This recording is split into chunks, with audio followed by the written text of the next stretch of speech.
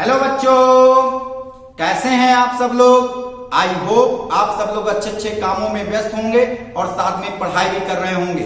प्यारे बच्चों, आज डिटर्मिनेंट का लेक्चर नंबर 02 है और पिछले क्लास में लेक्चर नंबर 01 में हम लोगों ने डिटर्मिनेंट के बेसिक कॉन्सेप्ट सीखे थे और उन पर बेस्ड जो है एनसीईआरटी बुक का एक्सरसाइज 4.1 के सारे न्यूमेरिकल्स को सॉल्व किया था और साथ में कुछ इंपॉर्टेंट क्वेश्चन जो बोर्ड एग्जाम में ऑलरेडी पूछे जा चुके हैं उनको भी सॉल्व किया था। आज की क्लास में प्यारे बच्चों हम लोग जो है प्रॉपर्टीज ऑफ डिटर्मिनेंट्स पढ़ेंगे। डिटर्मिनेंट की प्रॉपर्टी क्या होती है, कौन कौन सी होती हैं, उनको पढ़ेंगे और साथ में उन पर बेस्ड जो है न्यूमेरिकल भी सॉल्व करेंगे। आज की क्लास बहुत इंपॉर्टेंट क्लास है। प्रॉपर्टीज ऑफ डिटर्मिनेंट पर लगभग सारे बोर्ड एग्जाम में क्वेश्चन 100% आता है। सीबीएसई बोर्ड में यहां से 4 या 6 मार्क्स का क्वेश्चन 100% आता है। तो प्यारे बच्चों ध्यान से देखिएगा, समझिएगा और ये डिटर्मिनेंट की प्रॉपर्टी को आपको याद नहीं करना है, समझना है, इनको अप्लाई करना आना चाहिए। तो डिटर्मिनेंट्स की कुछ प्रॉपर्टीज हैं जिन्हें हम 1 बाय 1 पढ़ेंगे और कुछ एग्जाम्पल की हेल्प से इन्हें प्रूव भी करेंगे। तो चलिए देखते हैं। पहली प्रॉपर्टी क्या बोलती है कि किसी भी डिटर्मिनेंट के एक रो या एक कॉलम के सारे एलिमेंट अगर जीरो हों तो उस डिटर्मिनेंट की वैल्यू जीरो होगी। हमें सॉल्व करने की जरूरत नहीं है, उस डिटर्मिनेंट की वैल्यू हम सीधे जीरो लिख देंगे। ये प्रॉपर्टीज ऑफ डिटर्मिनेंट प्यारे बच्चों हम लोग पढ़ क्यों रहे हैं, जिससे हमें डिटर्मिनेंट का सॉल्विंग प्रोसेस थोड़ा सा आसान हो जाए, है ना। तो पहली प्रॉपर्टी में यही है कि if all elements of row और column are zero then value of determinant is zero. इसका मीनिंग क्या है कि अगर किसी भी डिटर्मिनेंट के किसी एक रो या किसी एक कॉलम के सारे एलिमेंट जीरो हों तो उस डिटर्मिनेंट की वैल्यू जीरो होगी। इसे एक एग्जांपल से समझिएगा। प्रॉपर्टी नंबर 1 का एग्जांपल, जैसे मान लीजिए कोई भी डिटर्मिनेंट हमारा ये है A B C D E F 0 0 0। इसकी थर्ड रो के सारे एलिमेंट जीरो हैं, है ना। तो इस डिटर्मिनेंट की वैल्यू क्या होगी, जीरो होगी। और इसे अपन सॉल्व करके भी देख सकते हैं। अगर मैं आखिरी रो को लेकर के एक्सपैंड करता हूं तो यहां पर आएगा plus minus plus minus plus minus plus minus plus plus zero. फिर इस रो और इस कॉलम को क्लोज करेंगे तो ये 4 एलिमेंट आएंगे बी सी ई एफ, फिर माइनस जीरो और थर्ड रो और सेकेंड कॉलम को क्लोज करेंगे तो ये आएगा कितना ए सी डी एफ, फिर प्लस जीरो और प्लस जीरो ये वाला जिस रो और कॉलम में है उन दोनों को क्लोज करेंगे तो ये आएगा कितना ए बी डी ई। जिन्होंने लेक्चर नंबर 01 की वीडियो नहीं देखी है वो पहले उस वीडियो को देख लें, फिर इसके बाद इस वीडियो में आए। और डिटर्मिनेंट 3 बाई 3 ऑर्डर का डिटर्मिनेंट कैसे सॉल्व करते हैं ये पिछली क्लास में हम लोग सीख चुके हैं, है ना। अब इसे सॉल्व करोगे, ये डिटर्मिनेंट की वैल्यू कुछ भी हो, ये डिटर्मिनेंट की वैल्यू कुछ भी हो, ये डिटर्मिनेंट की वैल्यू कुछ भी हो, तो ये जीरो से इंटू करेंगे तो क्या आएगा जीरो और सॉल्व करने पर ये आएगा जीरो। तो इस तरीके से प्रॉपर्टी नंबर 1 हमारी प्रूफ होती है। तो प्रॉपर्टी नंबर 1 से हम लोगों ने प्यारे बच्चों क्या सीखा कि अगर किसी भी डिटर्मिनेंट के एक रो या किसी एक कॉलम के सारे एलिमेंट जीरो हों तो उस डिटर्मिनेंट की वैल्यू जीरो होगी। फिर देखते हैं प्रॉपर्टी नंबर 2। प्रॉपर्टी नंबर 2 क्या बोलती है बच्चों कि यदि हम किसी डिटर्मिनेंट की रो और कॉलम को आपस में इंटरचेंज करते हैं तो उस डिटर्मिनेंट की वैल्यू रिमेन्स अनचेंज रहेगी, मतलब चेंज नहीं होगी, सेम रहेगी, है ना। तो the value of the determinant remains unchanged if its rows and columns are interchange, है ना। इसको एक एग्जांपल से हम समझते हैं। जैसे प्रॉपर्टी नंबर 2 का एग्जांपल, जैसे मान लीजिए कोई भी डिटर्मिनेंट हमारा ये है 1 2 3 4 5 6 7 8 9 ये, और इस डिटर्मिनेंट की वैल्यू हम निकालते हैं। R1 रो को लेकर के एक्सपेंड करते हैं प्लस माइनस प्लस, तो यहां पर आएगा +1, फिर इस रो और इस कॉलम को क्लोज किया तो ये हुआ 5 6 8 9, फिर -2 और -2 जिस रो और जिस कॉलम में है उन दोनों को क्लोज कर दिया तो यहां मिलेगा 4 6 7 9, फिर +3 और +3 जिस रो और जिस कॉलम में उन दोनों को क्लोज कर दिया तो यहां दिख रहा है हमें 4 5 7 8। अब इन्हें और थोड़ा सा सॉल्व कर लें तो ये होगा कितना 5 9 जा 45 -8 6 जा 48। फिर -2, 4 9 जा 36, 7 6 जा 42, प्लस 3, 4 8 जा 32, -7 5 जा 35। तो यहां से मिला -3, -2 और ये -6, फिर +3 और -3, -3 + 12 -9, तो ये आ गया कितना 0 आया। इस डिटर्मिनेंट की वैल्यू 0 आई। अगर अब इसी डिटर्मिनेंट में हम रो और कॉलम को आपस में इंटरचेंज कर देते हैं तो मान लीजिए वहां से एक नया डिटर्मिनेंट हमें मिला, ये फर्स्ट रो फर्स्ट कॉलम में कन्वर्ट हो गई 1 2 3, सेकंड रो सेकंड कॉलम में कन्वर्ट हो गई 4 5 6, और थर्ड रो थर्ड कॉलम में कन्वर्ट हो गई 7 8 9। अब की बार फिर से फर्स्ट रो को लेकर के एक्सपेंड करते हैं तो +1, ये प्लस माइनस प्लस 1, फिर यहां आएगा 5 8 6 9, 5 8 6 9, फिर -4 और -4 जिस रो और जिस कॉलम में उन दोनों को क्लोज कर दिया, हमें दिखेगा 2 8 3 9, 2 8 3 9, फिर आएगा +7 और +7 जिस रो और जिस कॉलम में है उन दोनों को क्लोज कर लिया, तो ये मिलेगा 2 5 3 6, 2 5 3 6।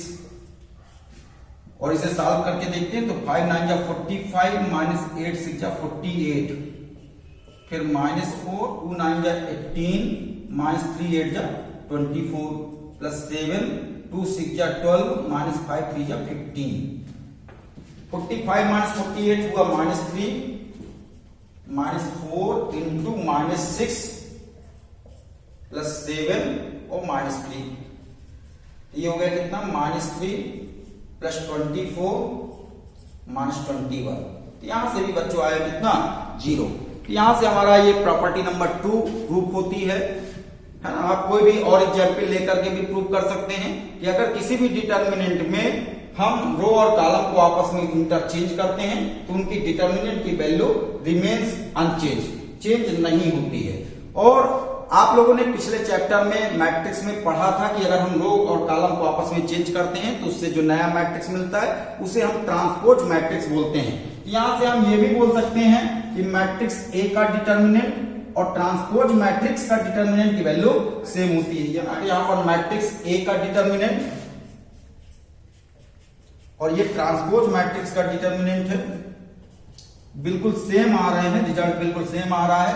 तो आपको ये भी याद रखना है कि मैट्रिक्स ए का डिटर्मिनेंट और ट्रांसपोज मैट्रिक्स का डिटर्मिनेंट बिल्कुल सेम होता है, उनकी वैल्यू बिल्कुल सेम होती है। अब नेक्स्ट प्रॉपर्टी में क्या है बच्चों कि हम किसी भी डिटर्मिनेंट की किन्हीं दो रो या किन्हीं दो कॉलम को आपस में इंटरचेंज करते हैं तो उस डिटर्मिनेंट की वैल्यू का साइन चेंज हो जाता है। If any two rows or columns of a determinant are interchange then sign of determinant changes. और इसे एक एग्जाम्पल से हम समझते हैं।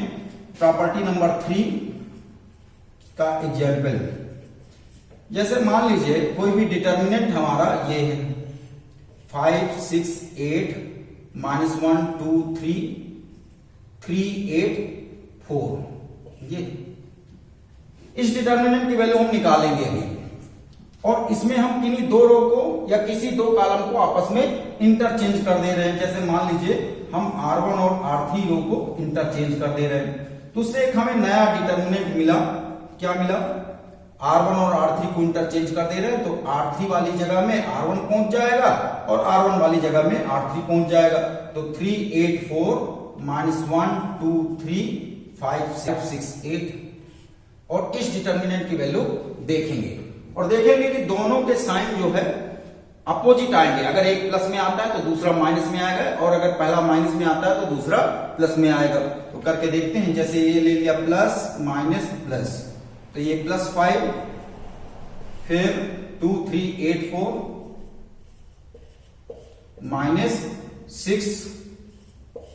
-6 जिस रो जिस कॉलम में उनको क्लोज किया -1 3 4 -1 3 3 4 -1 3 3 4, फिर +8 जिस रो जिस कॉलम में उन दोनों को क्लोज किया तो -1 2 3 8 -1 2 3 8। अब इसे सॉल्व कर लीजिए तो ये आएगा कितना 5 8 -24 -6 -4 -9 -4 -9, फिर +8 -8 और -6। 2/2 का डिटर्मिनेंट और 3/3 का डिटर्मिनेंट कैसे सॉल्व करते हैं पिछले लेक्चर में हम सीख चुके हैं। 8 -24 ये हुआ -16, तो 5 × -16, फिर -6 -13 +8 और -14। अब इसे और सॉल्व करिए तो ये आ जाएगा -80। अब इसे सॉल्व करेंगे तो ये आएगा कितना, -114। पहले वाले डिटर्मिनेंट की वैल्यू आई -114। अब इसी तरीके से अगर हम सेकंड डिटर्मिनेंट को सॉल्व करते हैं तो ये आएगा +3, फिर इसको क्लोज किया तो ये हो गया 2 3 6 8 -8 और -8 जिस रो जिस कॉलम में उन दोनों को क्लोज कर दिया तो -1 3 5 8 -1 3 5 8, फिर +4 और -1 2 5 6 -1 2 5 6।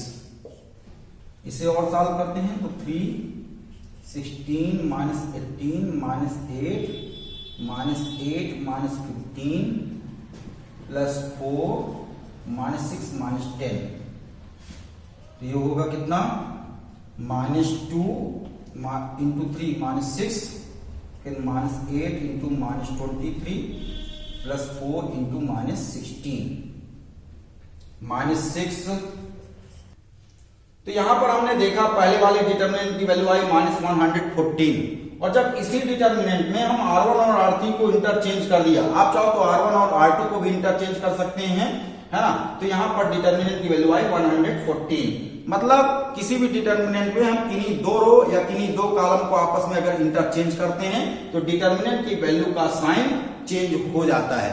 तो इस तरीके से 3 प्रॉपर्टी हमने सीखा। पहली प्रॉपर्टी में क्या सीखा कि अगर किसी भी डिटर्मिनेंट के किसी एक रो या किसी एक कॉलम के सारे एलिमेंट 0 है तो उस डिटर्मिनेंट की वैल्यू 0 होगी, ये ध्यान रखना है। फिर दूसरी प्रॉपर्टी में हमने क्या सीखा कि अगर हम डिटर्मिनेंट की रो और कॉलम को आपस में इंटरचेंज कर देते हैं तो डिटर्मिनेंट की वैल्यू अनचेंज रहेगी, है ना, चेंज नहीं होगी। और तीसरी प्रॉपर्टी में हमने क्या सीखा कि अगर किसी भी डिटर्मिनेंट की किन्हीं दो रो या किसी दो कॉलम को इंटरचेंज करते हैं तो डिटर्मिनेंट की वैल्यू का साइन चेंज हो जाता है। अब देखते हैं और नेक्स्ट प्रॉपर्टीज। तो नेक्स्ट प्रॉपर्टी में क्या है बच्चों, if any 2 rows or columns of a determinant are identical then value of determinant is 0।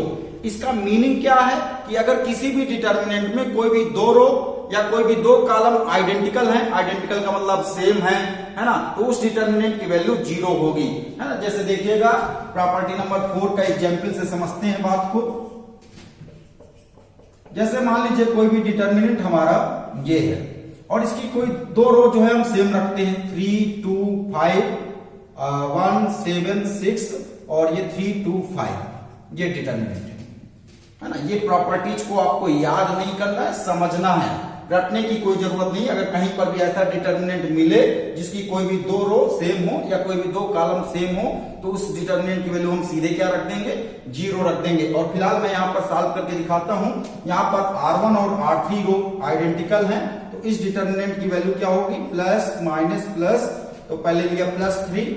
अब 3 जिस रो और जिस कॉलम में उन दोनों को क्लोज किया तो हमें ये 4 चीजें दिखी, तो ये हुआ 7 6 2 5, फिर -2 लिया। अब 2 जिस रो और जिस कॉलम में उन दोनों को क्लोज किया 1 6 3 5 मिला, 1 6 3 5, फिर +5 और +5 जिस रो और जिस कॉलम में उन दोनों को क्लोज किया हमें दिखा 1 7 3 2, 1 7 3 2। तो इसे सॉल्व करेंगे तो ये आएगा क्या, 3 7 5 35 -2 6 12, फिर -2 5 -18 +5 फिर 2 -21, तो यहां से होगा क्या 3 35 -12 कितना 23, फिर -2 और ये हो गया -13 +5 और -19, तो 23 × 3 69, फिर +26 और -95। इसे और सॉल्व करेंगे तो 9 और 6 हुआ 5 15 1 कैरी 1 2 3 3 6 9 95 -95, तो ये आ गया कितना 0। तो इस प्रॉपर्टी से बच्चों हम लोगों ने क्या सीखा कि अगर किसी भी डिटर्मिनेंट में कोई भी दो रो या कोई भी दो कॉलम आइडेंटिकल हैं, मतलब सेम है ना, जैसे यहाँ पर 3 2 5 है और यहाँ पर थर्ड रो में भी 3 2 5 है, तो उस डिटर्मिनेंट की वैल्यू 0 होगी और ये हमें सॉल्व करने की जरूरत नहीं रहेगी। इस प्रॉपर्टी से हम सीधे लिख देंगे कि R1 और R3 रो आइडेंटिकल हैं, तो इस डिटर्मिनेंट की वैल्यू सीधे 0 होगी। नेक्स्ट प्रॉपर्टी क्या बोलती है बच्चों, if in a determinant all elements above or below the diagonal is 0 then value of the determinant is equal to product of the diagonal elements. इसका मीनिंग क्या है, इसे एक एग्जाम्पल से हम समझते हैं। जैसे प्रॉपर्टी नंबर 5 का एग्जाम्पल,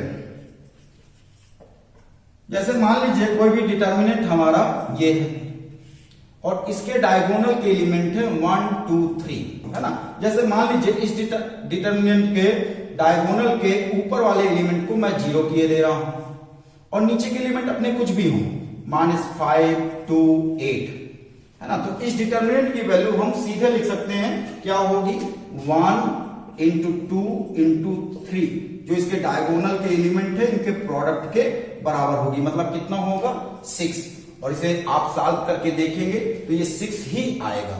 जैसे मैं यहां पर R1 रो को लेकर के एक्सपेंड करता हूं तो ये आएगा क्या +1 फिर 2 0 8 3, और यहां -0 और +0 लेने की जरूरत नहीं है, तो ये कितना आएगा 2 into 3 -8 into 0, तो ये आ गया कितना 6।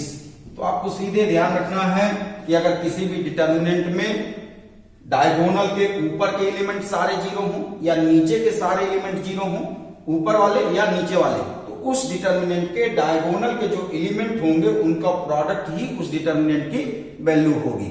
जैसे मान लीजिए कोई भी डिटर्मिनेंट हमारा ये है 2 3 8 0 6 7 0 0 3, ये अब की बार क्या है कि इस डिटर्मिनेंट के डायगोनल के नीचे के एलिमेंट सारे 0 हैं, तो इस डिटर्मिनेंट की वैल्यू क्या होगी 2 into 6 into 3, मतलब 12 3 36। ये प्रॉपर्टी नंबर 5 में हमने ये सीखा। अब नेक्स्ट प्रॉपर्टी में क्या है बच्चों, if each element of a row और column of a determinant is multiplied by a constant k then its value gets multiplied by k। k यहां पर कोई कांस्टेंट है, तो इसे एक एग्जांपल से समझते हैं। प्रॉपर्टी नंबर 6 का, जैसे मान लीजिए कोई भी डिटर्मिनेंट हमारा ये है A B C D E F G H I, और इस डिटर्मिनेंट को सॉल्व करते हैं तो ये डिटर्मिनेंट की वैल्यू क्या आएगी A E I - HF, फिर -B, B जिस रो जिस कॉलम में उन दोनों को क्लोज कर दिया, DI - GF DI - GF, DH - GE DH - GE। अब प्रॉपर्टी क्या बोलते हैं कि if each element of a row और column of a determinant is multiplied by a constant k, अगर हम किसी भी डिटर्मिनेंट में किसी एक रो में या किसी एक कॉलम में कांस्टेंट k का मल्टीप्लाई करते हैं तो उस डिटर्मिनेंट की वैल्यू क्या हो जाएगी k टाइम्स हो जाएगी, उस डिटर्मिनेंट भी की वैल्यू में भी k का मल्टीप्लाई हो जाएगा। तो मान लीजिए यहां पर हम पहली रो में R1 में k का मल्टीप्लाई कर दे रहे हैं, k R1 किए दे रहे हैं, तो अब यहां से जो नया डिटर्मिनेंट मिला वो हमारा हो जाएगा KA KB KC, और दूसरी और तीसरी रो बिल्कुल सेम रहेगी DEF GHI। और फिर मैं इस डिटर्मिनेंट को सॉल्व करता हूं तो यहां से आएगा क्या प्लस माइनस प्लस KA, फिर EI - HF EI - HF, फिर माइनस KB, फिर KB जिस रो और जिस कॉलम में है उन दोनों को क्लोज कर दिया तो ये हो जाएगा DI - GF DI - GF, फिर प्लस KC DH - GE, ये आएगा।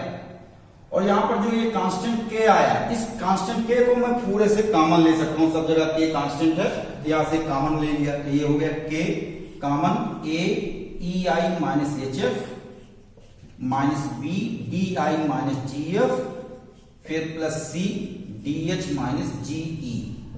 तो इसे क्या लिख सकता हूं जो पहले वाला डिटर्मिनेंट था वही आ गया, डिटर्मिनेंट जो पहला वाला था उसी की वैल्यू ये बिल्कुल सेम आया है, इसे लिख सकता हूं के डेल्टा। मतलब क्या निकला कि अगर किसी भी डिटर्मिनेंट की किसी एक रो में या किसी एक कॉलम में हम कांस्टेंट के का मल्टीप्लाई करते हैं तो उस डिटर्मिनेंट की वैल्यू में भी के का मल्टीप्लाई हो जाता है। इस प्रॉपर्टी को हमें याद रखना है और इस प्रॉपर्टी की हमें बहुत ज्यादा जरूरत पड़ेगी। हमने मैट्रिक्स में क्या पढ़ा था कि अगर किसी भी कांस्टेंट का मल्टीप्लाई करते हैं मैट्रिक्स में तो उस मैट्रिक्स के सारे एलिमेंट में कांस्टेंट का मल्टीप्लाई होता है, जबकि डिटर्मिनेंट में क्या है कि अगर हम किसी डिटर्मिनेंट में कांस्टेंट का मल्टीप्लाई करते हैं तो केवल एक रो या केवल एक कॉलम में ही कांस्टेंट का मल्टीप्लाई होगा। और इसका रिवर्स प्रोसेस भी ध्यान रखना है कि अगर किसी भी डिटर्मिनेंट में कोई भी एक रो या किसी एक कॉलम में सेम कांस्टेंट का मल्टीप्लिकेशन है तो उस कांस्टेंट को हम डिटर्मिनेंट से बाहर कॉमन ले सकते हैं। जैसे मान लीजिए कोई भी डिटर्मिनेंट हमारा ये है,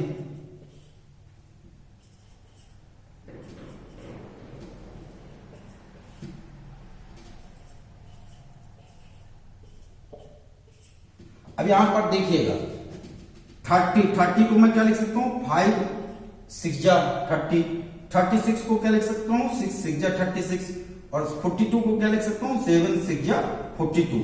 तो ये पहली रो में 6 क्या है, तीनों जगह 6 कॉमन है तो 6 को मैं पूरे डिटर्मिनेंट से कॉमन ले सकता हूं। तो यहां पर आएगा 5 6 7 3 8 9 2 1 0। तो इस प्रॉपर्टी को ध्यान रखना है। नेक्स्ट प्रॉपर्टी में क्या है बच्चों, if elements of a row और column of a determinant are expressed as sum of two और more terms then the determinant can be expressed as sum of two और मोर डिटर्मिनेंट्स। इसका meaning क्या है, तो इसका मीनिंग समझिएगा property number 7। जैसे मान लीजिए कोई भी डिटर्मिनेंट हमारा ये है A B C D E F G H I ये, और इस डिटर्मिनेंट के किसी एक रो में या किसी एक कॉलम में if elements of a row और column of determinant are expressed as sum of two और मोर टर्म्स। अगर किसी एक रो या किसी एक कॉलम में मान लीजिए ये दो या दो से ज्यादा टर्म जो है जुड़े हैं, जैसे मान लीजिए यहां पर एक टर्म और जुड़ा है लेमडा 1 और यहां पर लेमडा 2, कौन सी रो में, सेकंड रो में, और यहां पर लेमडा 3। तो इस डिटर्मिनेंट को दो डिटर्मिनेंट के सम के रूप में लिख सकते हैं। मतलब ये डिटर्मिनेंट को क्या लिख सकते हैं, A B C D E F और जी एच आई। पहला डिटर्मिनेंट तो हमारा ये होगा, प्लस दूसरा डिटर्मिनेंट क्या होगा ए बी सी, फिर lambda 1 lambda 2 lambda 3, lambda 1 lambda 2 lambda 3, और तीसरी रो जी एच आई ये होगी। तो इस प्रॉपर्टी का मीनिंग क्या हुआ बच्चों कि अगर किसी भी डिटर्मिनेंट में किसी एक रो या किसी एक कॉलम में एक या एक से अधिक टर्म जुड़े हैं तो उस डिटर्मिनेंट को हम सम के रूप में लिख सकते हैं। ए बी सी था तो ये ए बी सी दोनों जगह रहेगा, और यहां पर लेमडा 1 लेमडा 2 लेमडा 3 ये सेकेंड रो में लेमडा 1 लेमडा 2 लेमडा 3 टर्म जुड़े हैं तो इसे लिखेंगे डी ई एफ पहले वाले डिटर्मिनेंट में, और दूसरे वाले डिटर्मिनेंट में लिखेंगे लेमडा 1 लेमडा 2 लेमडा 3। फिर जी एच आई तीसरी रो जो है दोनों में सेम रहेगी। मान लीजिए जैसे यहां पर लेमडा 4 लेमडा 5 लेमडा 6 भी जुड़ा है तो इसे एक और नए डिटर्मिनेंट में बदल देंगे तो तीसरा डिटर्मिनेंट क्या बनेगा, A B C lambda 4 lambda 5 lambda 6 और जी एच आई। तो ऐसा लिख सकते हैं, और आप अगर इन्हें सॉल्व करके देखेंगे तो ये लेफ्ट साइड वाला पार्ट और राइट साइड वाला पार्ट बिल्कुल सेम आएगा। तो इस प्रॉपर्टी को भी अपने को याद रखना है, न्यूमेरिकल में यूज होंगी। अब नेक्स्ट प्रॉपर्टी क्या है, property number 8 last property. Last property में क्या है बच्चों कि हम किसी भी डिटर्मिनेंट की किसी रो या कॉलम में हम ऐसे ऑपरेशन लगाते हैं तो उस डिटर्मिनेंट की वैल्यू पर उसकी सेहत पर कोई भी फर्क नहीं पड़ेगा। और इसे हम इसको एक एग्जांपल से समझते हैं प्रॉपर्टी नंबर 8 का। जैसे मान लीजिए कोई भी डिटर्मिनेंट हमारा ये है 1 2 3 2 3 1 3 2 1 ये है, और इस डिटर्मिनेंट की R1 रो में मैं ऐसा ऑपरेशन लगा रहा हूं R1 प्लस 2 R2 किए दे रहा हूं, है ना। तो यहां से जो डिटर्मिनेंट की वैल्यू मिलेगी और ये ऑपरेशन लगाने के बाद जो नया डिटर्मिनेंट मिलेगी वहां से वो जो वैल्यू मिलेगी बिल्कुल सेम आएंगी, है ना। तो R1 रो में ये ऑपरेशन लगाने पर R1 रो के एलिमेंट क्या हो जाएंगे, यहाँ पर R1 की जगह रखिएगा 1 और R2 की जगह रखिएगा 2, तो 1 + 2 × 2 कितना हो गया 5। यहाँ 2 पुट करिए और यहाँ पर 3 पुट करिए, तो 2 + 6 कितना 8, फिर 3 + 2 कितना 5, ये हो गया 2 3 1 3 2 1। सेकंड और थर्ड रो बिल्कुल सेम रहेगी। ऐसे रो ऑपरेशन और कॉलम ऑपरेशन हमने किसमें, मैट्रिक्स में भी अप्लाई किए हैं, है ना। आप इस डिटर्मिनेंट की वैल्यू निकालिए और इस डिटर्मिनेंट की वैल्यू निकालिए और देखेंगे दोनों से सेम वैल्यू निकल करके आ रही है। मान लीजिए R1 रो को लेकर के एक्सपेंड करते हैं, तो ये आएगा कितना 1 3 - 2, फिर -2, फिर 2 - 3, फिर +3 और ये हो जाएगा 4 - 9। इसे सॉल्व करते हैं तो यहां से आएगा कितना 1 -1 -2 + 2 हुआ, फिर -5 × 3 -15, तो ये आ गया कितना -12। और यहां पर भी सॉल्व करके देखिए तो 5 3 - 2, फिर -8 2 - 3 +5 और ये हुआ 4 4 - 9। 1 × 5 कितना 5 -1 × 2 -8 +8 हुआ, फिर -5 × 5 -25, तो -25 + 5 -20 और -20 + 8 कितना -12। तो यहां से दोनों डिटर्मिनेंट की वैल्यू बिल्कुल सेम आ रही है। तो इसका मीनिंग, इसका निष्कर्ष क्या निकला कि किसी भी डिटर्मिनेंट में हम ऐसे रो ऑपरेशन या ऐसे कॉलम ऑपरेशन अप्लाई करते हैं तो उस डिटर्मिनेंट की वैल्यू पर, उस डिटर्मिनेंट की सेहत पर कोई भी फर्क नहीं पड़ेगा। तो ऐसे ऑपरेशन हम लगा सकते हैं। अब इन्हीं सारी प्रॉपर्टीज पर बेस्ड हम एनसीईआरटी बुक का एक्सरसाइज 4.2 के क्वेश्चंस करेंगे और ये बहुत इंपॉर्टेंट क्वेश्चन है एनसीईआरटी एक्सरसाइज 4.2 का। ये मान के चलिएगा कि इस पूरे चैप्टर में सबसे इंपॉर्टेंट एक्सरसाइज 4.2 है। यहां से क्वेश्चन आना ही आना है। तो चलिए करते हैं एनसीईआरटी बुक का एक्सरसाइज 4.2 के numericals. Question number 1, NCERT exercise 4.2 में क्या है बच्चों, using the property of determinants and without expanding in exercise 1 to 7 prove that. इसका मीनिंग क्या है कि हम बिना एक्सपेंड किए हुए ये सारे 1 से 7 तक के क्वेश्चन, 1 to 7 तक के क्वेश्चन को डिटर्मिनेंट्स की प्रॉपर्टी का यूज करके प्रूव करना है, एक्सपेंड करके नहीं करना। ये सारे क्वेश्चन हम एक्सपेंड करके भी कर सकते हैं, लेकिन इन्हें हमें बिना एक्सपेंड किए हुए प्रूव करना है। क्वेश्चन नंबर 1 में ये डिटर्मिनेंट दिया है और इसको हमें 0 प्रूव करना है। ऐसे क्वेश्चन देख करके हमें भीड़ नहीं जाना है, थोड़ा सा हमें रुकना है, सोचना है कि हम इसमें क्या प्रॉपर्टी लगा दें कि जिससे ये आसान हो जाए और हमारा काम बन जाए। तो चलिए देखते हैं। इसका लेफ्ट हैंड साइड लेते हैं। LHS में है ये determinant x y z a b c x + a y + b z + c। छोटा सा क्वेश्चन है 1 मार्क्स का। अब इस क्वेश्चन को हम बहुत सारे तरीकों से कर सकते हैं। जैसे इसमें पहला कॉलम ये C1 है, ये C2 है और ये C3 है। हम डिटर्मिनेंट में ऐसी प्रॉपर्टी लगा सकते हैं C3 - C1 कर दें। C3 - C1 करने से क्या होगा, यहां से x कैंसिल हो जाएगा और केवल a बचेगा, y कैंसिल हो जाएगा, केवल b बचेगा, z कैंसिल हो जाएगा और केवल c बचेगा। फिर देखते हैं क्या होता है। तो क्या करें, C3 कॉलम में C3 - C1 कर दें।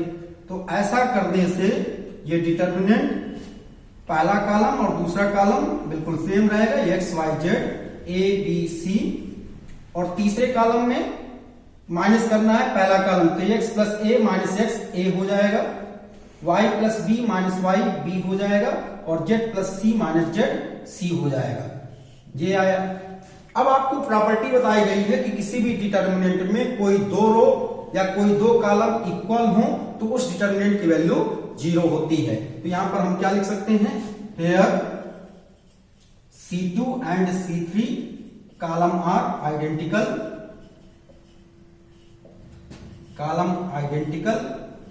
therefore देयरफॉर दिस डिटर्मिनेंट का लेफ्ट हैंड साइड वाला पार्ट 0 होगा। इस तरीके से ये पहला क्वेश्चन हमारा प्रूफ होता है। आप यहीं पर इस क्वेश्चन को ऐसे भी कर सकते थे, लेफ्ट हैंड साइड में था ये, है ना, और यहां पर आप C3 माइनस C1 ना करके C3 माइनस C2 कर दें। C3 माइनस C2 अगर करते हैं, C3 कॉलम में ये ऑपरेशन लगाते हैं C3 माइनस C2, तो ऐसा करने से पहला कॉलम और दूसरा कॉलम बिल्कुल सेम रहेगा, X Y Z A B C, और C3 माइनस C2 करेंगे तो अब की बार A कैंसिल होगा और यहां पर B कैंसिल होगा और यहां पर C कैंसिल होगा, तो यहां मिलेगा X Y Z, और यहां पर फर्स्ट कॉलम और थर्ड कॉलम आइडेंटिकल आ रहे हैं, तो तब भी इसकी वैल्यू कितनी 0 होगी, है ना। तो here C1 and C3 column are identical,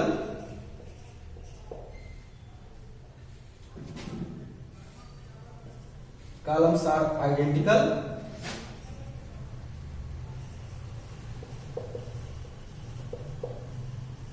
therefore LHS बराबर 0, और ये आ गया हमारा RHS के बराबर, तो यहां से ये प्रूफ हो गया। ये फर्स्ट मेथड हुआ, फिर ये सेकंड मेथड, और इसी क्वेश्चन को और तरीके से भी किया जा सकता है। जैसे इसका अगर हम LHS थर्ड मेथड देखिएगा, जैसे LHS लेते हैं LHS, तो LHS में क्या था, X Y Z A B C, X plus A Y plus B और Z प्लस C। आपको बताया गया है कि किसी भी डिटर्मिनेंट में कोई भी एक रो या कोई एक कॉलम में दो या दो से अधिक टर्म हो तो उस डिटर्मिनेंट को हम टुकड़ों में बांट सकते हैं। तो उसके हिसाब से इसको क्या लिख सकते हैं, X Y Z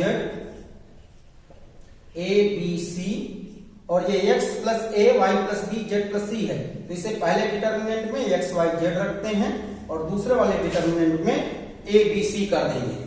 फर्स्ट और सेकेंड कॉलम बिल्कुल सेम रहेगा, X Y Z A B C, और यहां पर X Y Z लिख चुके हैं, अब अगले वाले में क्या लिखेंगे, A B C, ऐसा कर सकते हैं।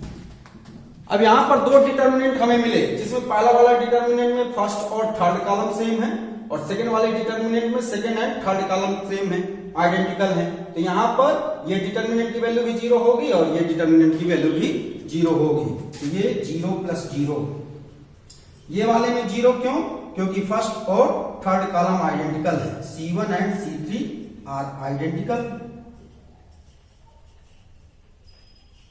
और ये डिटर्मिनेंट की वैल्यू 0 क्यों, क्योंकि यहां पर second and C2 and C3 are identical. Therefore this determinant 0, this determinant 0, और इन दोनों का सम भी कितना 0 होगा, तो ये RHS आ गया। इस तरीके से पहला क्वेश्चन हम बहुत सारे तरीके से कर सकते हैं। अब देखते हैं question number 2। Question number 2 NCERT book में प्रूव करने के लिए है, और यही क्वेश्चन जो है CBSE बोर्ड में 2009 में 1 मार्क्स का आ चुका है, छोटा सा क्वेश्चन है। उसमें बोला गया है इस डिटर्मिनेंट की क्या वैल्यू होगी, है ना। तो करते हैं, इसमें थोड़ा सा सोचिएगा कि कैसे हम आसान बना सकते हैं। पहले हम इस क्वेश्चन का लेफ्ट हैंड साइड वाला पार्ट ले लेते हैं, LHS। तो LHS में है A minus B, B minus C, C minus A, B minus C, C minus A, A minus B, फिर C minus A, A minus B, B minus C। अब इसमें थोड़ा सोचिए, अगर R1 रो में मैं ये सब तीनों जोड़ दे रहा हूं, R1 रो में R2 रो जोड़ दे रहा हूं, R3 रो जोड़ दे रहा हूं, तो यहां से minus B plus B cancel हो जाएगा, minus C plus C cancel हो जाएगा, A माइनस A कैंसिल हो जाएगा। बिल्कुल यहां पर भी ऐसा ही होगा, B माइनस B कैंसिल हो जाएगा, minus C plus C cancel हो जाएगा, minus A plus A cancel हो जाएगा। तो फर्स्ट रो में सारे एलिमेंट 0 बन जाएंगे, और 0 बन जाएंगे तो ये डिटर्मिनेंट की वैल्यू हमारी 0 होगी, है ना। तो अपन क्या करें, इसकी R1 रो में ये ऑपरेशन लगा दें, R1 plus R2 plus R3, और ये लास्ट प्रॉपर्टी आपको बताई गई थी, अपन ऐसे ऑपरेशन किसी भी डिटर्मिनेंट में लगा सकते हैं, डिटर्मिनेंट की वैल्यू पर कोई भी फर्क नहीं पड़ेगा। तो R1 रो में ये ऑपरेशन लगा लेते हैं, R1 में जब R1 plus R2 plus R3 करेंगे तो A minus B plus B minus C plus C minus A करेंगे तो A से माइनस ए कैंसिल होगा, माइनस बी से प्लस बी कैंसिल होगा और माइनस सी से प्लस सी कैंसिल होगा, तो यहाँ आएगा 0। और यहाँ पर भी B माइनस बी कैंसिल होगा, C माइनस सी कैंसिल होगा, ये सब कैंसिल होंगे तो ये भी होगा 0। और बिल्कुल इसी तरह से यहाँ पर भी आएगा 0। और सेकेंड और थर्ड रो बिल्कुल सेम रहेगी, B माइनस सी, C माइनस ए माइनस बी, फिर C माइनस ए माइनस बी और B माइनस सी। और फिर आपको आज ही प्रॉपर्टी बताई गई है कि किसी भी डिटर्मिनेंट में कोई एक रो या किसी एक कॉलम के सारे एलिमेंट 0 हो तो उस डिटर्मिनेंट की वैल्यू 0 होती है। तो उस प्रॉपर्टी से हम इस डिटर्मिनेंट को क्या लिख सकते हैं, 0 लिख सकते हैं। और ये हमारा प्रूफ हो गया, आरएचएस आ गया, आरएचएस प्रूफ। और सीबीएसई में इसी क्वेश्चन की वैल्यू पूछी गई थी तो हम इसी तरीके से सॉल्व करेंगे और इसकी वैल्यू आएगी 0। 1 मार्क्स का क्वेश्चन सीबीएसई 2009 में आ चुका है। अब इसी क्वेश्चन में हमने रो ऑपरेशन लगाया है, कोई भी दूसरा बंदा इसमें कॉलम ऑपरेशन लगा करके भी कर सकता है। अगर हम यहाँ पर C1 में C1 plus C2 plus C3 करेंगे तो इसका फर्स्ट कॉलम जो है 0 हो जाएगा, तो वैसे भी कर सकते हैं। अब देखते हैं क्वेश्चन नंबर 3। क्वेश्चन नंबर 3 भी सीबीएसई बोर्ड में 2014 में 1 मार्क्स का बच्चों आ चुका है और उसमें पूछा गया है right the value of this determinant. और यही क्वेश्चन एनसीईआरटी बुक में क्वेश्चन नंबर 3 है, तो इसको करते हैं। इसका लेफ्ट हैंड साइड वाला पार्ट लेते हैं, LHS। इस डिटर्मिनेंट का थर्ड कॉलम में थोड़ा सा एलिमेंट्स बड़े बड़े हैं, जैसे 65, 75, 86, तो इनको हम पहले छोटा करने की कोशिश करेंगे। और कैसे करेंगे, इसमें रो या कॉलम ऑपरेशन लगा करके कोशिश करेंगे, थोड़ा सा सोचना होगा, समझना होगा, है ना। तो इसका पहले LHS लेते हैं, 2 7 65, 3 8 75, फिर 5 9 86। यहां पर C3 कॉलम में थोड़ा एलिमेंट्स बड़े हैं तो उनको छोटा बनाने की कोशिश करते हैं। कैसे, C3 कॉलम में हम ये ऑपरेशन लगा दें, C3 माइनस 9 C2। ऐसा करेंगे तो C3 कॉलम के एलिमेंट्स थोड़ा छोटे हो जाएंगे, तो ये काम कर लेते हैं। तो लेफ्ट हैंड साइड क्या हो जाएगा, पहला और दूसरा कॉलम बिल्कुल सेम रहेगा, 2 3 5 7 8 9। इन क्वेश्चन को हम एक्सपैंड करके भी कर सकते हैं, लेकिन क्वेश्चन में बोला गया है विदाउट एक्सपैंडिंग करना है ना। अब यहां पर C3 में रखिएगा 65 और C2 में रखिएगा 7, तो 65 माइनस 9 इंटू 7, तो ये हो जाएगा कितना, 63। 65 माइनस 63 मतलब कितना आएगा, 2। फिर यहां पर C3 की जगह रखिएगा 75 माइनस 9, C2 की जगह पुट करिएगा 8, तो ये हो जाएगा 75 माइनस 72, तो ये आया कितना, 3। और यहां पर C3 की जगह पुट करिएगा 86 माइनस 9 और C2 की जगह पुट करिएगा 9, तो ये हो जाएगा 86 माइनस 81, तो कितना आया, 5, तो ये आ गया 2 3 5। ये कॉलम ऑपरेशन यूज करने से इसके C3 कॉलम के एलिमेंट छोटे हो गए। अब यहां पर गौर से देखिए, इसका पहला कॉलम C1 और C3 ये दोनों आइडेंटिकल आ रहे हैं। और आपको ये डिटर्मिनेंट्स की प्रॉपर्टी में बच्चों बताया गया है कि अगर किसी भी डिटर्मिनेंट में कोई भी 2 रो या कोई 2 कॉलम आइडेंटिकल हैं तो उस डिटर्मिनेंट की वैल्यू 0 होगी, है ना। तो क्या लिखेंगे, here C1 and C3 column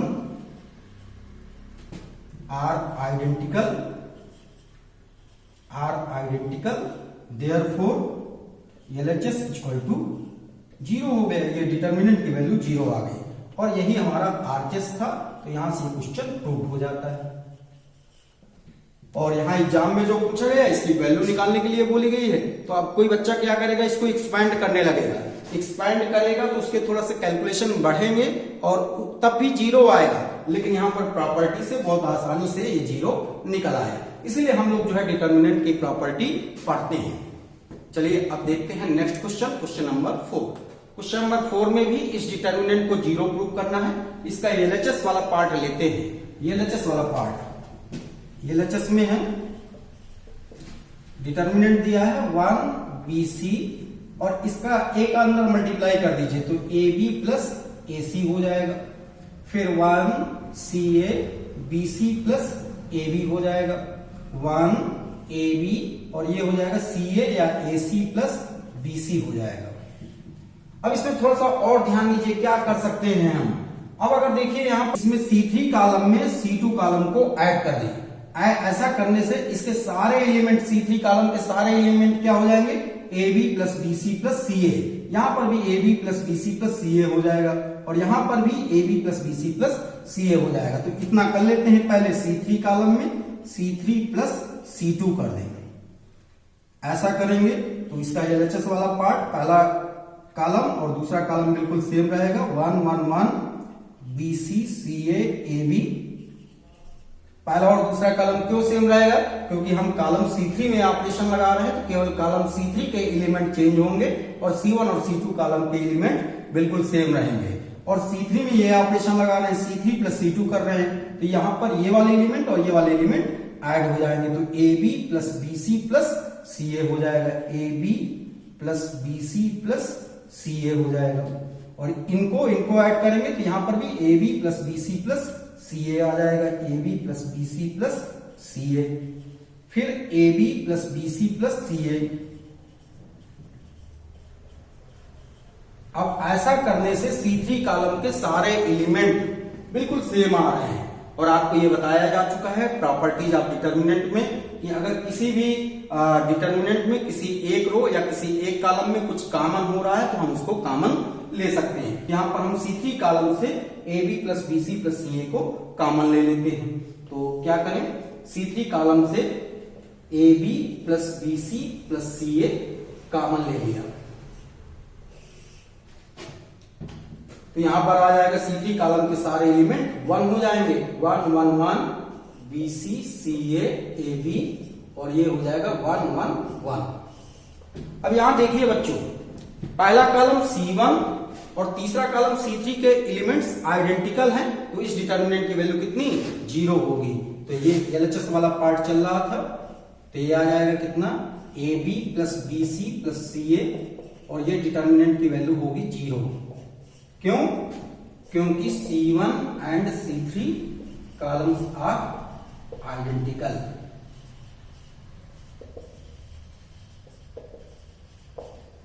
Therefore this multiplied by 0 0 है ना, तो ये आ गया क्या, RHS। और यहीं से हमारा ये क्वेश्चन नंबर 4 भी प्रूव हो जाता है। क्वेश्चन नंबर 5 एक बेहतरीन और इंपॉर्टेंट क्वेश्चन है। Question number 5 Delhi CBSE board में 2012 में 4 मार्क्स का आ चुका है, बिल्कुल हूबहू आया था। और क्वेश्चन नंबर 5 भी इसमें थोड़ा सा घुमा दिया है। जो यहाँ पर फर्स्ट रो है, फर्स्ट रो इसको फर्स्ट कॉलम में कन्वर्ट कर दिया है, सेकंड रो को सेकंड कॉलम में कन्वर्ट कर दिया, थर्ड रो को थर्ड कॉलम में कन्वर्ट कर दिया और इधर राइट साइड में भी रो को कॉलम में कन्वर्ट कर दिया। और ये CBSE के 2010 में 2014 में आ चुका है। तो ये वाला क्वेश्चन मैं करता हूं और ये वाला क्वेश्चन आप खुद करेंगे, बिल्कुल वैसा ही रहेगा। इस क्वेश्चन में पहला तो काम है, हम दोनों तरफ एक्सपैंड करके भी कर सकते हैं, लेकिन यहाँ पर एक्सपैंड करके नहीं करना है। क्वेश्चन पेपर में बोला गया है यूजिंग प्रॉपर्टीज ऑफ डिटर्मिनेंट्स, हमें डिटर्मिनेंट्स की प्रॉपर्टीज का यूज करके प्रूव करना है, तो करते हैं। पहले इसका LHS वाला पार्ट लेते हैं, LHS। LHS में क्या है, B plus C Q plus R Y plus Z C plus A R plus P Z plus X A plus B P plus Q X plus Y। और हमें लाना ये है, हमारा एम ये डिटर्मिनेंट लाना है ना, राइट हैंड साइड लाना है। तो हमें सोचना है, सबसे पहले हम क्या करें कि ये आ जाए। तो अपन क्या करते हैं, इसकी R1 रो में R1 plus R2 plus R3 कर लेते हैं। ऐसा करने से क्या होगा, देखिएगा R1 रो में R1 plus R2 plus R3 कर लें। तो ऐसा करेंगे तो ये हो जाएगा कितना, A और A 2A हो जाएगा, B और B 2B हो जाएगा और C और C 2C हो जाएगा। तो 2 times A plus B plus C हो जाएगा। जब यहां पर R1 रो में R1 plus R2 plus R3 करेंगे, ये तीनों एलिमेंट को ऐड करेंगे तो ये हो जाएगा 2P plus 2Q plus 2R। तो 2 कॉमन ले लेंगे, P plus Q plus R आ जाएगा। और यहां पर 2X plus 2Y plus 2Z हो जाएगा। तो 2X plus 2Y plus 2Z, 2 common ले लिया तो ये हो गया 2 times X plus Y plus Z। और सेकंड और थर्ड रो बिल्कुल सेम रहेगी, C plus A R plus P Z plus X। A plus B P plus Q X plus Y. अब आप बोलोगे कि सर ये सब हमें कहां से आएगा, तो ये बच्चों प्रैक्टिस से आएगा। आप जितने न्यूमेरिकल्स करेंगे उतना ज्यादा आपकी प्रैक्टिस होगी और उतना ही आपके दिमाग में वो चीजें स्ट्राइक होंगी, है ना। तो चलिए देखते हैं अब आगे क्या करें। अब यहाँ पर फर्स्ट रो में 2 सब जगह कॉमन है ना, सब जगह है। तो ये 2 को हम कॉमन ले लेते हैं डिटर्मिनेंट से, तो ये हो जाएगा कितना, 2 कॉमन ले लें, 2 कॉमन, तो ये बचेगा a plus B plus C p plus Q plus R X plus Y plus Z, फिर c plus A R plus P Z plus X a plus B p plus Q X plus Y, ये आया। अब ये देखिए जो right side में 2 आ रहा है, ये 2 तो हमारा मिल गया। अब हमें लाना है ये डिटर्मिनेंट। अब सोचिए कैसे आएगा। अगर यहां पर सेकेंड रो में मैं फर्स्ट रो को माइनस कर देता हूं, c प्लस ए है और यहां पर a plus B plus C है। सेकेंड रो में मैं फर्स्ट रो को माइनस कर दूंगा तो c कैंसिल हो जाएगा, a कैंसिल हो जाएगा और यहां आएगा माइनस b और यहां आएगा माइनस q और यहां आएगा माइनस y। तो यहां minus B minus Q minus Y, minus को मैं कॉमन ले लूंगा। इसी तरीके से मैं क्या करूं, थर्ड रो में फर्स्ट रो को माइनस कर दूं, तो यहां पर आ जाएगा माइनस सी, यहां आ जाएगा माइनस आर और यहां आ जाएगा minus Z, C R Z, और फिर मैं माइनस को कॉमन ले लूंगा, ये आ जाएगा। तो क्या करें, R2 रो में R2 माइनस R1 कर दें और साथ में R3 रो के भी एलिमेंट चेंज किए दे रहे हैं, R3 माइनस R1 किए दे रहे हैं। ऐसे रो ऑपरेशन और कॉलम ऑपरेशन हमने मैट्रिक्स में भी पढ़ा है। तो R2 में R1 माइनस कर दीजिए, तो ऐसा करने से ये हो जाएगा क्या, R1 रो बिल्कुल सेम रहेगी, 2 बाहर है, R1 बिल्कुल सेम रहेगा, a plus B plus C, फिर p plus Q plus R और x plus Y plus Z. R2 minus R1 करेंगे, इस रो में से इस रो को माइनस करना है, तो c प्लस ए यहां का और c प्लस ए यहां का कैंसिल हो जाएगा और बचेगा यहां माइनस b। इसी तरीके से यहां पर बचेगा माइनस q और यहां पर बचेगा माइनस y। अब R3 माइनस R1 करेंगे तो R3 रो में जब R1 को माइनस करेंगे तो a प्लस बी कैंसिल हो जाएगा और यहां आएगा माइनस c यहां आएगा और यहां आएगा माइनस r और यहां आएगा माइनस जेड। देख लीजिए, आराम से देखिए और समझिए, दिक्कत हो थोड़ा सा रुक करके रफ में सॉल्व करके करिए, इतना ही आएगा। अब देखिए यहां बी क्यू वाई आ रहा है और यहां minus B minus Q minus Y आ रहा है, यहां सी आर जेड आ रहा है और यहां minus C minus R minus Z आ रहा है। तो हम क्या करें, सेकंड रो से माइनस को कॉमन ले लें और थर्ड रो से माइनस को कॉमन ले लें, -1 सेकंड रो से कॉमन लें और थर्ड रो से भी -1 कॉमन लें। तो जब सेकंड रो से -1 कॉमन लेंगे तो 2 इंटू -1, ये सेकंड रो से कॉमन हुआ और थर्ड रो से कॉमन लिया -1, तो ये हो जाएगा कितना, a plus B plus C p plus Q plus R और x plus Y plus Z, फिर b Q Y C R Z. ये क्या किया, सेकंड रो से -1 कॉमन लिया और थर्ड रो से भी -1 कॉमन लिया।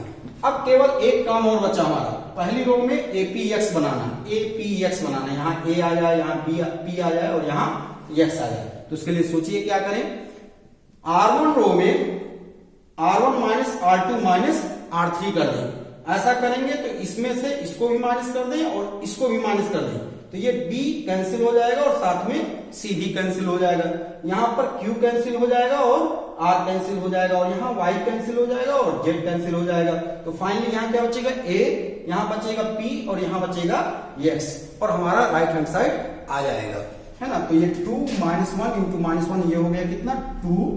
और क्या करें, R1 रो में R1 minus R2 minus R3 कर दें, ये रो ऑपरेशन अप्लाई कर दे रहे हैं। तो ऐसा करेंगे तो ये होगा कितना, 2 times a plus B plus C minus B minus C, तो ये होगा a, p plus Q plus R minus Q minus R, तो ये होगा p, x plus Y plus Z minus Y minus Z, तो ये होगा x और यहां आएगा B Q Y C R Z, और ये राइट हैंड साइड हमारा आ गया। और यहीं से क्वेश्चन नंबर 5 हमारा प्रूव्ड हो जाता है।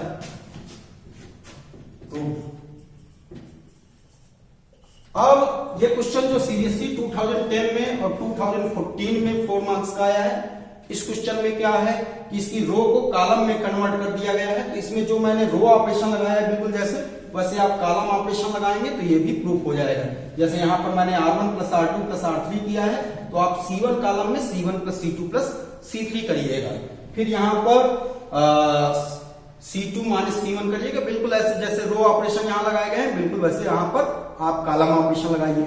या ऐसा भी कर सकते हैं, इस डिटर्मिनेंट का लेफ्ट हैंड साइड लीजिएगा और इसके रो को कॉलम में कन्वर्ट कर दीजिएगा। और आप ये भी पढ़ चुके हैं कि किसी भी डिटर्मिनेंट में हम रो और कॉलम को आपस में इंटरचेंज करते हैं तो उस डिटर्मिनेंट की वैल्यू में कोई भी चेंजिंग नहीं होती, डिटर्मिनेंट की वैल्यू रिमेन्स अनचेंज रहती है। तो आप चाहो तो इसके रो को कॉलम में बदल देंगे तो फिर यही क्वेश्चन बन जाएगा। फिर जैसे किया गया वैसे बिल्कुल कर सकते हैं।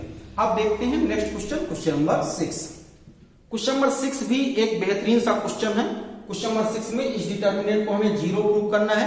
और हम डिटर्मिनेंट की प्रॉपर्टीज में बच्चों पढ़ चुके हैं कि अगर हम किन्हीं दो रो या किन्हीं दो कॉलम को आइडेंटिकल बना देते हैं तो उस डिटर्मिनेंट की वैल्यू जीरो होती है। एक तरीका तो ये पढ़ा है, और दूसरा तरीका पढ़ा है कि किसी भी डिटर्मिनेंट के किसी एक रो या किसी एक कॉलम के सारे एलिमेंट जीरो हो जाए तो वो डिटर्मिनेंट की वैल्यू जीरो होगी। अब इसमें देखते हैं कैसे ये जीरो आएगा। इसका सबसे पहले हम लेफ्ट हैंड साइड ले लेते हैं, LHS। LHS में क्या है, zero A minus B minus A zero minus C B C zero. तो यहां पर ये तो जीरो बना हुआ है, इसको जीरो बनाने के लिए हम क्या करें, R2 रो में B का मल्टीप्लाई कर दें और R3 रो में A का मल्टीप्लाई कर दें, और साथ में हमें B और A का डिवाइड भी करना होगा। तो क्या करें, पहले तो R2 रो में B का मल्टीप्लाई कर दें और R3 रो में A का मल्टीप्लाई कर दें। तो अगर हम R2 रो में B का मल्टीप्लाई कर रहे हैं और R3 रो में A का मल्टीप्लाई कर रहे हैं तो यहां पर हमें A और B का डिवाइड भी करना पड़ेगा, है ना। तो R1 रो बिल्कुल सेम रहेगी, जीरो A माइनस B, और R2 में B का मल्टीप्लाई किए तो ये हो गया माइनस AB, और यहां पर B का मल्टीप्लाई करने पर जीरो हो जाएगा और यहां पर आ जाएगा माइनस BC। R3 रो में A का मल्टीप्लाई कर दें तो AB AC जीरो, ये बना। अब क्या करें, यहां पर माइनस AB है और यहां पर प्लस AB है, तो R2 प्लस R3 कर दें जिससे यहां पर जीरो बन जाएगा। तो R2 रो में ये ऑपरेशन यूज कर लेते हैं, R2 में R2 प्लस R3 कर दें। ऐसा करेंगे तो ये 1/AB बाहर वाला रहेगा। R1 रो बिल्कुल सेम रहेगी, जीरो A माइनस B। फिर R2 प्लस R3 करेंगे तो माइनस AB प्लस AB, ये जीरो हो जाएगा। जीरो प्लस AC तो AC बन जाएगा, और माइनस BC प्लस जीरो तो माइनस BC आ जाएगा। और R3 रो बिल्कुल सेम रहेगी, AB AC जीरो। अब इतना आ गया बच्चों। अब हमें देखना है कि क्या ये जीरो बन सकता है, क्या ये जीरो नहीं बनेगा, है ना।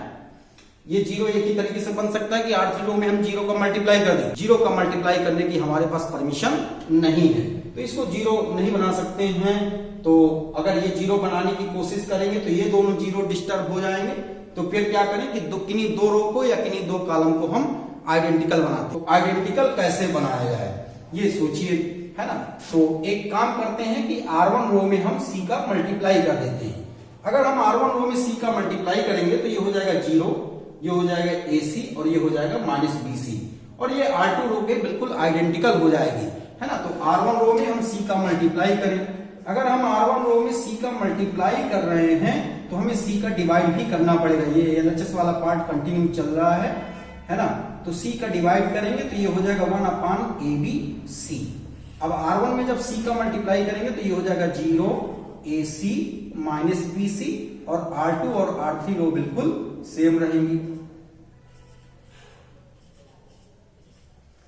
तो ऐसा करने से बच्चों क्या आ गया इसकी R1 रो और R2 रो बिल्कुल आइडेंटिकल आ गई, तो यहां से ये प्रूफ हो जाता है कि ये डिटर्मिनेंट की वैल्यू क्या 0 होगी, है ना। तो 1/ABC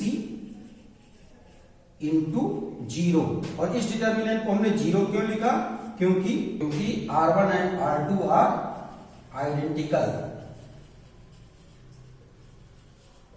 इसलिए इस डिटर्मिनेंट को हमने 0 पुट कर दिया, और दिस इंटू दिस ये 0 हो जाएगा, और यही हमारा राइट हैंड साइड था, और यहां से क्वेश्चन नंबर 6 भी हमारा प्रूफ हो जाता है। तो ये सारी चीजें हमें कहां से आएंगी, कैसे आएंगी, जितना हम प्रैक्टिस करेंगे उतना हमें आएगा। आप ये क्वेश्चंस को 3-4 बार प्रैक्टिस करिए, आपको आने लगेगा कैसे रो ऑपरेशन और कैसे कॉलम ऑपरेशन अप्लाई करते हैं, हमें क्या लाना है, कैसे लाना है, क्या अप्लाई करें, ये सब चीजें धीरे धीरे समझ में आएंगी। क्वेश्चन नंबर 7 में बच्चों इस डिटर्मिनेंट को हमें प्रूव करना है 4a² b² c², है ना। और ये क्वेश्चन सीबीएसई 2011 में 4 मार्क्स का आ चुका है, एनसीईआरटी बुक का क्वेश्चन नंबर 7 है ना। इसका एलएचएस वाला पार्ट पहले लेते हैं। एलएचएस में क्या है, -a² ab ac ba -b² bc ca cb -c²। हमें डिटर्मिनेंट की प्रॉपर्टीज का यूज करके इसे लाना है इतना। तो ऐसे क्वेश्चंस में हमें भिड़ना नहीं है, इसका तरीका सोचना है कि क्या तरीका हो सकता है कि हमारा ये आ जाए, है ना। तो सोचिए, समझिए, कोशिश करिए, है ना। तो इसमें क्या करें कि देखिए यहाँ पर a है, यहाँ पर भी a है, यहाँ पर भी a है, तो हम फर्स्ट रो से a को कॉमन ले लेते हैं, और यहाँ पर b है, यहाँ पर भी b है, यहाँ पर भी b है, तो सेकंड रो से b कॉमन ले लें, और यहाँ पर c है तीसरी रो में, तो तीसरी रो से हम c को कॉमन ले लेते हैं। तो फर्स्ट रो से क्या कॉमन लें, a, सेकंड रो से क्या कॉमन लें, b, और थर्ड रो से क्या कॉमन लें, c। तो ये हो जाएगा कितना, -a b c, और यहां से b कॉमन लेंगे तो ये हो जाएगा a - b और c, और थर्ड रो से c को कॉमन ले लें, ये हो जाएगा a b - c। a common from R1 रो से, b कॉमन फ्रॉम R2 रो से, और c कॉमन फ्रॉम R3 रो से। ये काम किया गया है। अब यहां पर और आगे क्या कर सकते हैं, यहां फर्स्ट कॉलम से a कॉमन ले लें, सेकंड कॉलम से b कॉमन ले लें, और थर्ड कॉलम से c कॉमन ले लें। और यहां पर जब फर्स्ट कॉलम से a कॉमन लेंगे, सेकंड कॉलम से b कॉमन लेंगे, और थर्ड कॉलम से c कॉमन लेंगे, तो ये आ जाएगा बाहर फिर से क्या, abc, और ये यहां बनेगा -1 1 1, और यहां पर भी 1 -1 1, फिर 1 1 -1। अब की बार हमने क्या किया है, a common from C1, b common from C2 and c common from C3। अब क्या करें, अब कोशिश करें जितना जीरो मैक्सिमम जीरो बना सकते हैं उतना जीरो हम बनाएं। R1 रो में R1 प्लस R2 कर दें, ऐसा करने से क्या होगा, -1 + 1 यहां हो जाएगा 0, और 1 - 1 ऐड करेंगे तो यहां पर भी हो जाएगा 0, और 1 + 1 यहां आ जाएगा 2। फिर इसके बाद देखते हैं, है ना। तो ये हो जाएगा क्या, एलएचएस वाला पार्ट कंटिन्यू चल रहा है, a² b² c², abc और abc का मल्टीप्लाई हो गया a² b² c², और क्या कर दें, R1 रो में R1 प्लस R2 कर दें, तो -1 + 1 ये 0 हो जाएगा, 1 - 1 ऐड करेंगे तो ये भी 0 हो जाएगा, और 1 + 1 2 हुआ, और सेकंड और थर्ड रो बिल्कुल सेम रहेगी, 1 - 1 1, फिर 1 1 -1। अब हम क्या कर दें, इसको एक्सपैंड कर दें, है ना। एक्सपैंड करने के लिए R1 रो की हेल्प से लेकर के एक्सपैंड करते हैं, तो प्लस माइनस प्लस, तो a² b² c², और ये +2, फिर इस रो को और इस कॉलम को क्लोज कर दिया, तो मिलेगा हमारा ये 1 - 1 1 1, तो ये आ गया कितना, 2a² b² c², और ये हो गया this into this minus this into this, तो 1 × 1 1 -1। तो तो 1 माइनस माइनस 1 कितना हो जाएगा 2, और 2 का इंटू 4 हो गया, तो 4a square b square c square, और ये हमारा RHS आ गया और ये प्रूव हो गया। क्वेश्चन में बोला गया था एक्सपैंड नहीं करना है, बिना एक्सपैंड करे प्रूव करना है, तो इतना चल जाता है। अगर हम जितना ज्यादा से ज्यादा साल कर सकते हैं करिए, और नहीं आए तो फिर फाइनली जब मैक्सिमम 0 बना सकें तब हम एक्सपैंड कर सकते हैं। तो अब देखते हैं नेक्स्ट क्वेश्चन, क्वेश्चन नंबर 8। अब आगे हमारा क्वेश्चन नंबर 8 to 14 तक में डिटर्मिनेंट की प्रॉपर्टी का यूज करके हमें प्रूव करना है। तो क्वेश्चन नंबर 8 के दो पार्ट है बच्चों, first part and second part. पहले हम फर्स्ट पार्ट देखते हैं। फर्स्ट पार्ट में हमें ये डिटर्मिनेंट को इतना प्रूव करना है। अब इसका एलएचएस वाला पार्ट ले लेते हैं। एलएचएस में क्या है 1a square, 1b square, 1c square, और हमें लाना ये है। तो सोचिए ये कैसे आएगा, है ना, ये लाना है। तो अगर हम इसमें R1 रो में R2 रो को माइनस कर देते हैं तो यहां पर 1 माइनस 1 0 हो जाएगा, a माइनस b हो जाएगा, और यहाँ a square minus b square हो जाएगा। अगर R1 रो में R1 माइनस R2 करेंगे तो यहाँ 0 हो जाएगा, यहाँ पर a माइनस b हो जाएगा, और यहाँ a square minus b square हो जाएगा। और a square minus b square को मैं क्या लिख लूंगा, a minus b a plus b, है ना। तो a माइनस b पहली रो से कॉमन आ जाएगा। और बिल्कुल इसी तरीके से R2 माइनस R3 भी कर लेंगे। तो करते हैं R1 रो में R1 माइनस R2 कर दीजिए, और R2 रो में R2 माइनस R3 कर दीजिए। R1 रो में जब हम R1 माइनस R2 करेंगे तो ये हो जाएगा कितना 1 माइनस 1 0, a माइनस b, और a square minus b square. फिर R2 में R2 माइनस R3 करेंगे तो यहां आ जाएगा 0, फिर ये हो जाएगा b माइनस c, और ये आ जाएगा b square minus c square, और तीसरी रो बिल्कुल सेम रहेगी 1c स्क्वायर। ये हुआ। अब a square minus b square को बच्चों क्या लिख सकते हैं, a minus b into A plus B. इसी तरीके से b square minus c square को क्या लिख देंगे, b minus c into B plus C. तो ये काम कर लेते हैं 0 a माइनस b, और ये आ जाएगा a minus b into A plus B, फिर 0 b माइनस c, और b minus c into B plus C, फिर 1c स्क्वायर। अब देखिए पहली रो में यहां पर 0 है, 0 को क्या लिख सकते हैं 0 इंटू ए माइनस बी, है ना, यहाँ 0 इंटू ए माइनस बी लिख सकते हैं। और यहां पर पहली रो में a माइनस बी तीनों जगह से कॉमन ले सकते हैं। यहां पर b माइनस सी है, यहां पर भी b माइनस सी है, और यहां लिख सकते हैं 0 into B minus C. 0 into B minus सी का मीनिंग क्या 0। तो दूसरी रो से हम b माइनस सी को कॉमन ले सकते हैं। तो फर्स्ट रो से a माइनस बी कॉमन ले लीजिए, और सेकंड रो से b माइनस सी कॉमन ले लीजिए। तो ये आ जाएगा क्या a minus B first row से कॉमन, और b minus C second row से कॉमन। तो ये होगा कितना 0 1 a प्लस बी, और फिर यहां पर 0, और यहां 1, और यहां पर b प्लस सी, 1c स्क्वायर, 1c स्क्वायर। क्या किया, R1 रो से a माइनस बी कॉमन लिया, और R2 रो से b माइनस सी कॉमन लिया। R1 से a minus b common from R1, और b minus C common from R2। ये काम यहां पर किया गया है। अब इतना कर चुके हैं, अब आगे क्या करें, एक्सपैंड कर दें, है ना। तो यहां पर कॉलम C1 को लेकर के एक्सपैंड कर दीजिए। तो plus minus plus, column C1 को लेकर के क्यों एक्सपैंड कर रहे हैं, क्योंकि कॉलम C1 में मैक्सिमम 0 है, तो C1 को लेकर के एक्सपैंड कर दीजिए। एक्सपैंडिंग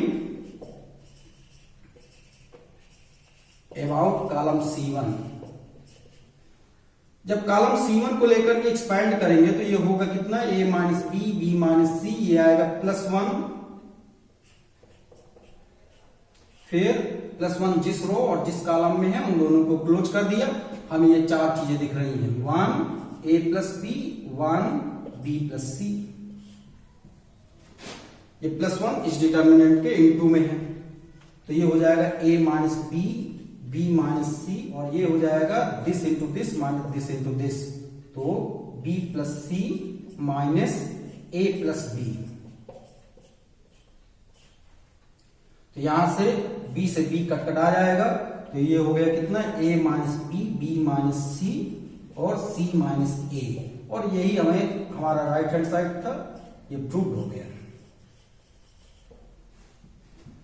इस तरीके से क्वेश्चन नंबर 8 का फर्स्ट पार्ट होता है। अब आगे देखते हैं क्वेश्चन नंबर 8 का सेकंड पार्ट। क्वेश्चन नंबर 8 का सेकंड पार्ट भी बहुत इंपॉर्टेंट क्वेश्चन है, और ये सीधे सीधे एनसीईआरटी बुक का ही क्वेश्चन नंबर 8 का सेकंड पार्ट दिल्ली 2012 में 4 मार्क्स का आ चुका है। और इसी डिटर्मिनेंट का ट्रांसपोज करके, मतलब रो को कॉलम में बदल करके क्वेश्चन भी ऑलरेडी 2 बार आ चुका है। यहाँ पर फर्स्ट रो को फर्स्ट कॉलम में कन्वर्ट कर दिया, सेकंड रो को सेकंड कॉलम में कन्वर्ट कर दिया, और ये भी क्वेश्चन 2 बार आ चुका है। तो इसमें से ये वाला क्वेश्चन मैं करता हूं, बिल्कुल ऐसा ही आप ये क्वेश्चन खुद करेंगे। तो ये क्वेश्चन टोटल 4 बार पेपर में आ चुका है, और डिफरेंट बोर्ड्स में भी आ चुके हैं ये क्वेश्चन। तो चलिए देखते हैं। इसका पहले हम एलएचएस वाला पार्ट लेते हैं। एलएचएस में है ये determinant 1 1 1 A B C A cube B cube C cube. अब जो हमें राइट हैंड साइड में लाना है, यहां पर लाना है a minus B, B minus C, C minus A. तो सोचिए a minus B, B minus C कैसे आएंगे। ये कॉलम C1 है और ये कॉलम C2 है और ये कॉलम C3 है। अगर कॉलम C1 में मैं C2 को माइनस कर देता हूं, C1 माइनस C2 करता हूं, तो यहां पर आ जाएगा a माइनस बी, और अगर C2 माइनस C3 कर देता हूं तो यहां पर आ जाएगा b माइनस सी। तो पहले तो हम इतना काम कर लेते हैं, फिर इसके बाद आगे देखते हैं। तो कॉलम C1 में क्या करें, C1 माइनस C2 कर दें, और C2 कॉलम में क्या करें, C2 माइनस C3 कर दें। ऐसा करेंगे तो कॉलम C1 और कॉलम C2 के एलिमेंट चेंज हो जाएंगे। कॉलम C1 हो जाएगा 1 माइनस 1 0, फिर a माइनस बी और a cube minus B cube, और C2 के एलिमेंट क्या हो जाएंगे 1 माइनस 1 0, फिर b माइनस सी और b cube minus C cube, और तीसरी कॉलम बिल्कुल सेम रहेगी 1c सी क्यूब। ये हुआ। अब यहां पर a cube minus B cube आया है। a cube minus B cube को क्या लिख दें, a cube minus B cube की जगह लिख सकते हैं a minus B A square plus B square plus A B. अगर इन दोनों का मल्टीप्लाई करेंगे तो a cube minus B cube मिलेगा, और ये हमें याद होना चाहिए। इसी तरीके से b cube minus C cube को क्या लिखेंगे, b minus C B square plus C square plus B C. ये काम कर लेते हैं। यहां पर a cube minus B cube की जगह इतना लिख दें, और b cube minus C cube की जगह इतना लिख दें। ये एलएचएस वाला पार्ट है। कंटिन्यू, तो आगे एलएचएस कंटिन्यू, तो ये हो जाएगा कितना 0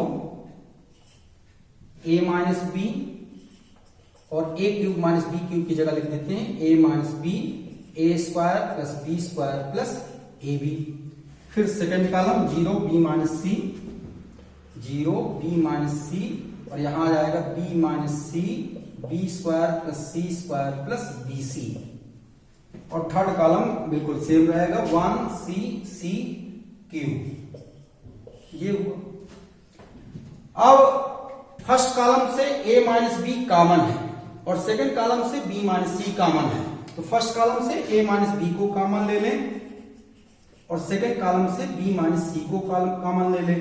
0 1 a square plus B square plus A B, फिर 0 1 B square plus C square plus B C, और थर्ड कॉलम बिल्कुल सेम रहेगा 1c सी क्यूब। अब आगे क्या कर सकते हैं, इसको भी 0 बना सकते हैं, है ना। कैसे, C1 कॉलम में से C2 को माइनस कर दें, तो C1 कॉलम में C1 माइनस C2 कर दें। ऐसा करेंगे तो ये हो जाएगा कितना a minus B, b minus C, और फर्स्ट कॉलम में C1 में से C2 माइनस करेंगे तो ये हो जाएगा 0 1 माइनस 1 0, फिर a स्क्वायर, और ये b स्क्वायर कैंसिल हो जाएगा, तो a square minus C square plus A B minus B C, तो a square minus C square plus A B minus B C, और सेकेंड कॉलम बिल्कुल सेम रहेगा 0 1 B square plus C square plus B C, third column भी बिल्कुल same रहेगा 1c सी cube. इतना हुआ।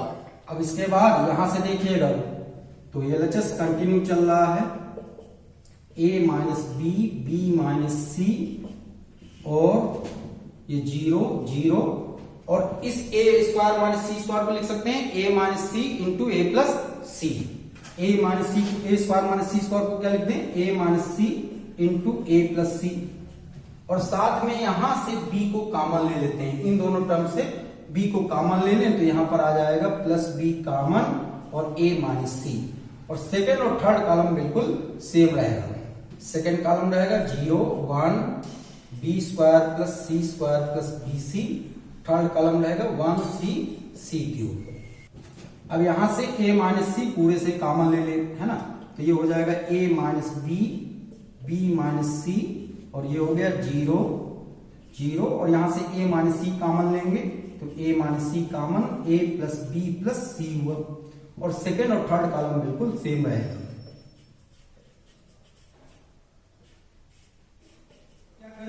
देखिए यहां पर a minus C a plus b plus C है, यहां पर भी a minus C a plus b plus C है, यहां पर भी a minus C a plus b plus C है। लेकिन ये कैसे दिखेगा जब आप गौर से देखेंगे, 0 into A minus C into A plus B plus सी कितना 0, है ना, और 0 into A minus C A plus B plus सी कितना 0। तो कुल मिलाकर के फर्स्ट कॉलम से हम a minus C A plus B plus C common ले सकते हैं। तो फर्स्ट कॉलम से a minus C A plus B plus C common ले लीजिए, तो ये हो जाएगा कितना a minus B minus C a minus C और a plus B plus C. ये क्या किया, a minus C a plus B plus C को कॉलम फर्स्ट से कॉमन ले लिया, तो ये हो जाएगा कितना 0 0 1 b स्क्वायर plus C square plus B C और 1 c c क्यूब। ये क्या काम किया, a minus C a plus B plus C को कॉमन लिया कॉलम फर्स्ट से, कॉमन फ्रॉम C1 कॉलम से। किसको कॉमन लिया है, a minus C a plus B plus C को। अब इसको आगे क्या करें, कॉलम C1 की हेल्प से एक्सपैंड कर देते हैं। तो एक्सपैंडिंग अबाउट कॉलम C1 की हेल्प से जब एक्सपैंड करेंगे तो ये होगा प्लस, ये होगा माइनस और ये होगा प्लस, तो ये आएगा कितना a minus B minus C, और ये है a minus C a plus B plus C. ये फिर ये आएगा प्लस 1 इंटू ये रो, और ये कॉलम गायब हो जाएंगे, बचेंगे ये, तो ये कितना 0 1 1 सी। और थोड़ा सिंप्लीफाई करिए, a minus B minus C a minus C a plus B plus C, और ये प्लस 1 इंटू करेंगे तो कोई सेहत में फर्क नहीं पड़ेगा, और this into this minus this into this, तो 0 इंटू सी 0 हुआ, माइनस 1 इंटू 1 माइनस 1। अब यहाँ a माइनस बी है, यहां पर भी a माइनस बी है, यहाँ b माइनस सी है, यहां पर भी b माइनस सी है, यहाँ c माइनस a है, लेकिन हमारा a माइनस सी आ रहा है, तो ये माइनस 1 का यहां पर मल्टीप्लाई कर दीजिए, तो ये हो जाएगा कितना c माइनस a। तो क्या करें, इस माइनस 1 का यहां मल्टीप्लाई कर दें, तो a minus b minus C, और ये हो गया c minus a plus b plus C, और यही हमारा राइट हैंड साइड था, और ये प्रूव हो जाता है। मैंने एक्सपैंड थोड़ा यहां पर किया, आप चाहो तो कुछ स्टेप पहले भी कर सकते थे और तब भी रिजल्ट यही आता।